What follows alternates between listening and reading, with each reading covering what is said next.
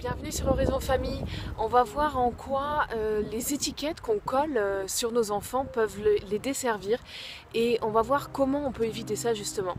Il faut savoir que le regard qu'on pose sur notre enfant va déterminer, va influencer son caractère, va influencer la personne qu'il va devenir. Quand on dit de notre enfant qu'il est timide, qu'il est colérique, qu'il est désordonné, mais pareil, hein, quand on donne des qualificatifs positifs comme calme, studieux, on dit qu'il est câlin, voilà, tout ça en fait, parce que ils ont parfois, ou souvent même, ces comportements-là, on va les définir de cette manière-là, on va les qualifier et ça va finir par vraiment impacter la personne qu'ils deviendront. C'est ce qu'on appelle le principe des prophéties autoréalisatrices.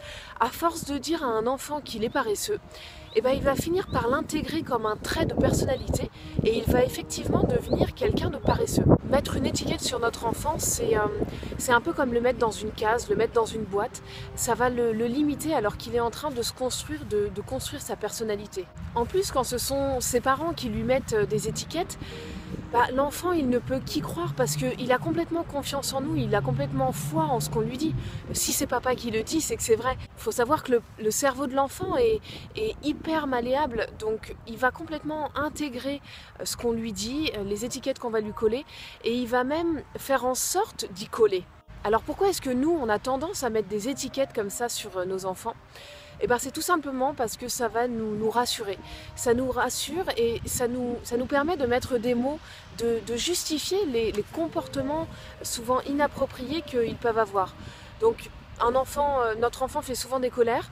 Bah oui, on va dire qu'il est colérique et on va lui répéter de sorte que effectivement il va avoir de plus en plus de colère et il va finir par devenir quelqu'un de colérique. Il va coller à ce qu'on lui dit et c'est là qu'on rentre en fait dans un cercle vicieux. Alors qu'en vrai il faudrait chercher à comprendre ce qui se passe quand il fait des colères comme ça. Quel est le message caché, quel est son besoin caché derrière ça? Parce que c'est pas forcément dans sa nature de faire des colères de cette manière-là. Sauf qu'en fait c'est difficile de trouver le message caché et c'est presque plus facile et rapide, j'allais dire, de lui coller cette étiquette d'enfant colérique. Et voilà, on rentre dans le cercle vicieux et là on est pris dedans. Alors la grande question c'est comment on évite les étiquettes. Eh ben, plutôt que de pointer les comportements inappropriés de notre enfant et du coup le dévaloriser, ce qu'il faut c'est réfléchir en termes de besoins.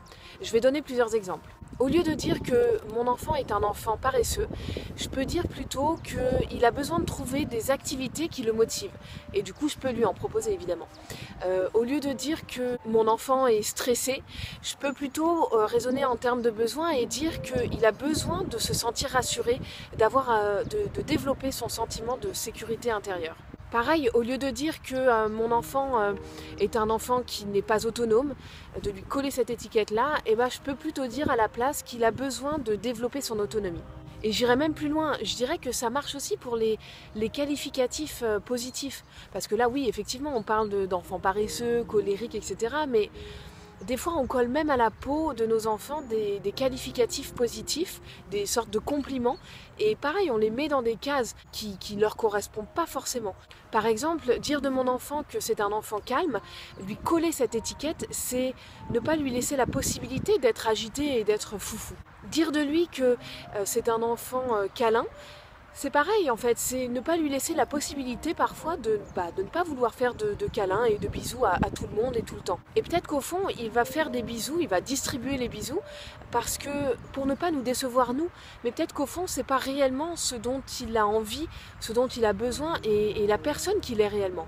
Donc il ne va pas s'écouter lui-même, il va faire en sorte de nous faire plaisir et pour ne pas nous décevoir. Donc le message que je voulais faire passer, c'est que coller des étiquettes à un enfant, c'est l'empêcher de devenir la personne qu'il est réellement à l'intérieur de lui. C'est l'empêcher de révéler sa nature profonde en fait. On lui dit comment il doit être et qui il doit être plutôt que de le laisser devenir la personne qu'il est et la personne qu'il veut devenir, la personne qu'il est réellement au fond de lui. Si cette vidéo t'a intéressé et t'a plu, pense à la liker sur Facebook et sur YouTube et pense à t'abonner. Bye bye!